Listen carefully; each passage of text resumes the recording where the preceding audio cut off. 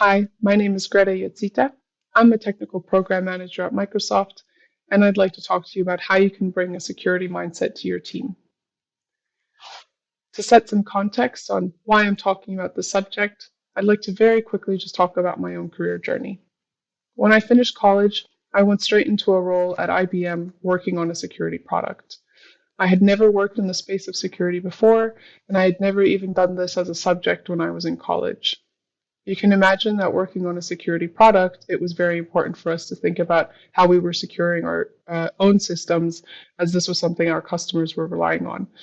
And this was a very intimidating thought for me when I was first entering my career. After that, I was working as a development manager, also on a security product. And at this stage of my career, it was important for me to think about how am I instilling a security mindset on my team?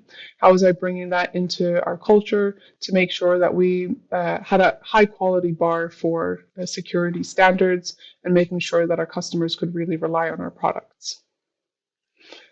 Today, I'm a technical program manager at Microsoft. We work with some of the largest companies around the world, solving their toughest technical challenges. We work in a code with model where our software developers work alongside their software developers to tackle whatever challenge it is that we're working on. And as part of that, we like to instill engineering best practices. And that includes thinking about security. I'm sure many of you are aware of why security is important to think about or the impacts of having poor security. But to really get that message across, I wanted to share some recent figures with you. These come from the most recent IBM security report, which found that the average cost of a data breach globally is 4.35 million US dollars. When an organization doesn't have sufficient security measures in place, that number rises significantly to 5.57 million US dollars. And more concerning to me is once a data breach incident occurs, on average, it takes 227 days for a team to be able to remediate that breach. So what can you and your team do to think about security and bring security more to the left of your dev or DevSecOps practices? The first thing that I would recommend is to document engineering best practices.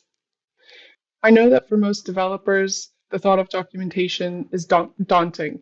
It's often not the task that we look forward to.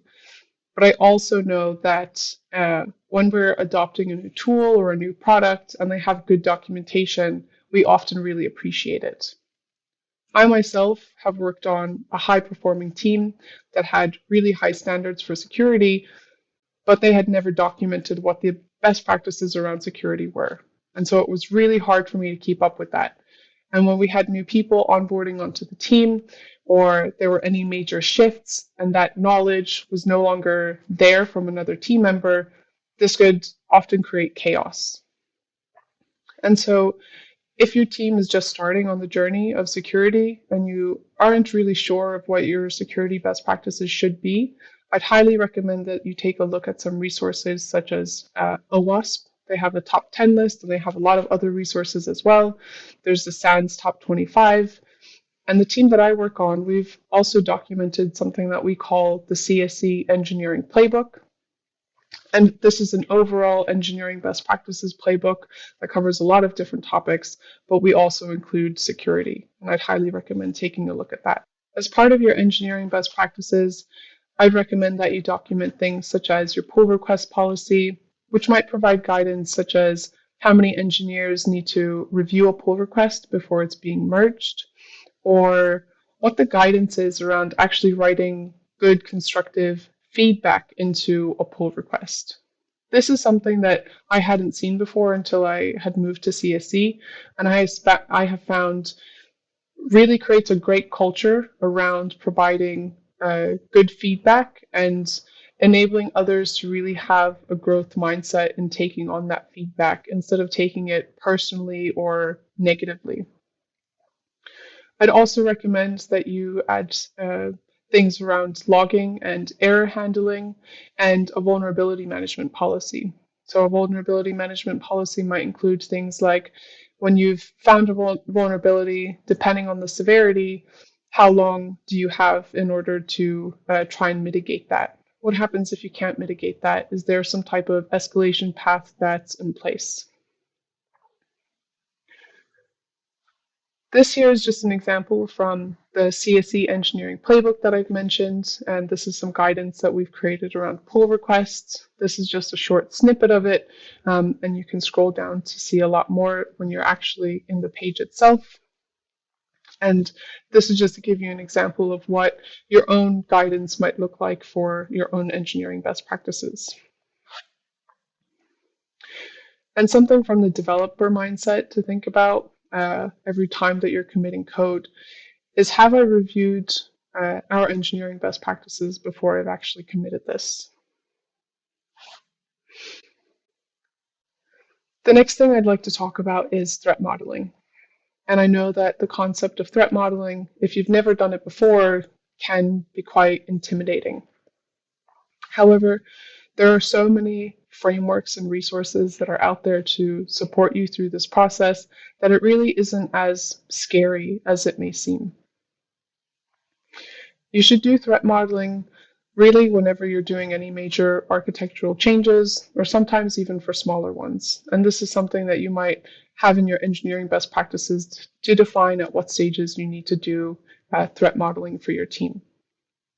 There are a ton of different frameworks out there that can help you go through the process of threat modeling. So, for example, Stride, which is one that I would often use, or the MITRE ATT&CK framework.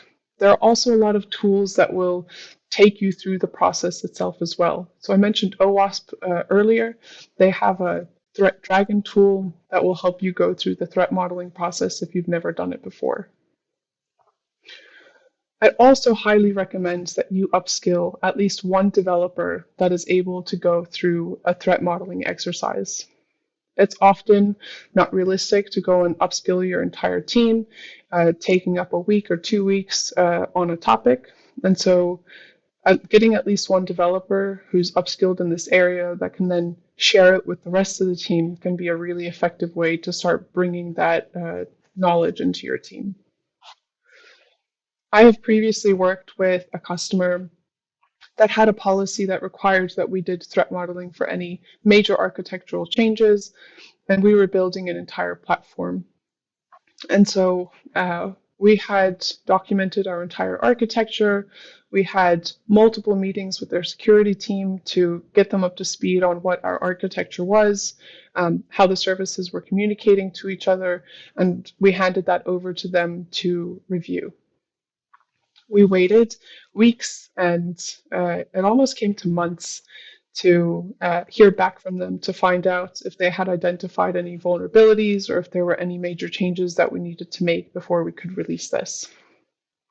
And eventually we heard back from them, and we heard that actually they weren't able to do the threat modeling process because they'd never worked with any services in the cloud before, and they weren't comfortable doing this exercise because everything that they have ever worked with before was on-premise. So what we had to do in this case was we as a team went through the threat modeling exercise ourselves, and we used 1 or 2 people from the team who had expertise in this area in order to be able to do that. Then we went back to one of our security experts at Microsoft and just confirmed that there weren't any major gaps that we had potentially missed in our threat modeling exercise. And we shared this back with the security team, with the customer, to let them know that we had thought about this. And up until the time that they feel comfortable going through this exercise, we had gone through this too. Not only did this help us build trust with the customer, but one of the major outcomes of this was that the developers then, once they were actually working on the solution, they were thinking about security and hardening even more as they were going through their general development practices. So this is an example of what a very basic threat model might look like. So on the left-hand side of this diagram, we see that we have an external web service. We see that we have our internet boundary. And then our cloud network is our trust boundary. We see that we have 3 services within there, and then, of course, a storage solution. And then we see 4 arrows that indicate the data flow between all of these different services. At the top right, we see our list of assets and their entry points and how they're authenticated with. And then finally, at the bottom right, you see the potential threats and the mitigations to those threats. So one potential threat might be that any data that's in transit isn't being encrypted, and the mitigation to that would make sure that you have the latest version of TLS enabled. And for engineers who are going through a threat modeling practice or even just introducing a new component into the architecture, some things that you might think about are, is my data encrypted when it's at rest? Is it encrypted when it's in transit? And who has access to this service? And how is this access actually enforced? Or how is this access policy enforced? The next thing I'd like to talk about is automation. I think most developers know the power of automation. It makes everyone's life easier, and everything is far less error prone when we have a tool that we can trust to do some type of action on a regular basis. There are different tools that you can use throughout your development processes to automate some of the security steps that you might need to take. So some things to think about automating are, for example, container dependency scanning tools. If you're using, for example, Kubernetes and Docker in your infrastructure, static code analysis tools are thankfully quite popular, and I hope that it's something that you're already using. And this is a great way to check for vulnerabilities in your code. Git commit hooks are super powerful for small things that can have big consequences. So for example, having a credential scanner to make sure that you're not accidentally merging any secrets into your public repository. You can automate your secrets rotation. This is something that is not fun to do when it's a manual task, and so I'd highly recommend automating this step. And of course, there are a lot of pre-built security frameworks. So depending on the languages that your team are using, so for example, .NET C#, or if you're using Node.js and you want to introduce authentication or something like that, there's more than likely library or framework that you can use in order to enable that. So you don't need to reinvent the wheel, and you can rely on those types of tools. This is just an example to show how simple it is to introduce automation sometimes. I've taken the simplest example here, but this is using Git secrets as a Git commit hook. And here, the most basic step to it really is just doing a make install. This is also a list of some container scanning tools that you can use. So things like Trivi or Aqua. SonarQube is a super popular tool already, and they have a dependency check plugin that you can use. And there's also a tool called Mend, which previously was known as WhiteSource. And a question that a developer might ask themselves is, what are our automated tools not catching? While they're super useful and do make the development process much easier, they do have their gaps. They're not catching everything, and it's really important to understand what are the limitations of your tools and what are you doing to mitigate the limitations.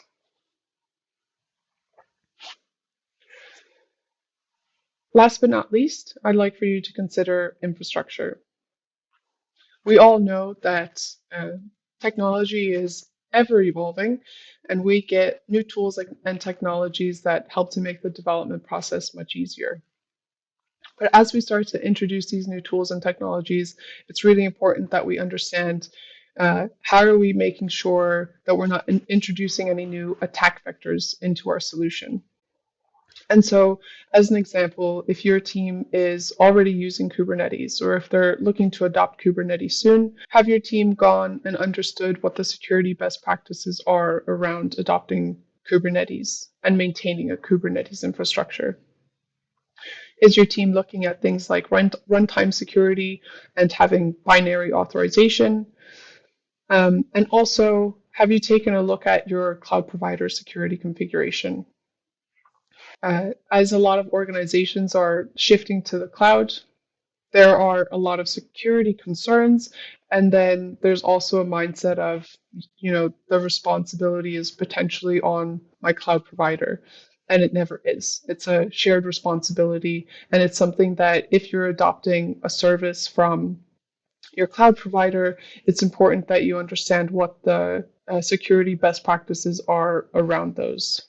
So, as an example, and I'm outing Azure a little bit here, but by default, on a lot of Azure services, there's actually a setting that is turned on to allow any service from another tenant or subscription to be able to communicate with your service.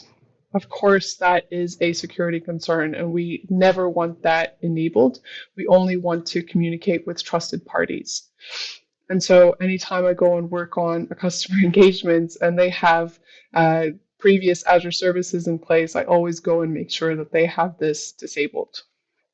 Another thing to think about when you're considering security outside of just your code base or your DevOps pipeline is to consider the maintainability of those additional security measures that you're taking. So, for example, we have a motto in the organization that I work in where we always meet the customer where they are. When we're working with a relatively junior team, we're not going to recommend a lot of more complex security solutions. So, for example, introducing VPNs when they have a very simple infrastructure that they're working with in the first place. So, we might introduce a phased approach where we have an initial set of recommendations that is more maintainable for the team. And then we provide them with where they need to get to and what additional security steps they need to introduce in the future. So this is just an example of the Kubernetes best practices that are documented on their website. It's not an exhaustive list at all, but it's a really great resource to take a look at for your team if they're using something like Kubernetes or whatever it is that you're using. Make sure you go and take a look at the documentation and look for what they have around security recommendations. This here is an example from one of the Azure services or virtual machines, just some of the recommended best practices that users should take. And so the question that a developer should ask themselves whenever they're making a change to their infrastructure is my change in compliance with our security policies? To conclude my talk, I'd like to share some potential next steps that you can take. And the first one is to take a look at your team and where they are on their journey to shifting left. You can take a look at the CSE engineering playbook, OWASP, SANS, or any other good security resources that you're aware of to really understand what the best practices are and how your team aligns with those best practices and where your potential gaps are. I'd also highly recommend that you get at least one person on your team upskilled on security fundamentals. This person can help you get that knowledge sharing done across your team and can help you really get that security mindset adopted across your team. That's everything that I wanted to share with you. So I thank you for your time. Again, if you'd like to take a look at the engineering playbook that I spoke about today, you can just search online for CSE engineering playbook. I'm sure it's the first thing that will pop up. Thank you.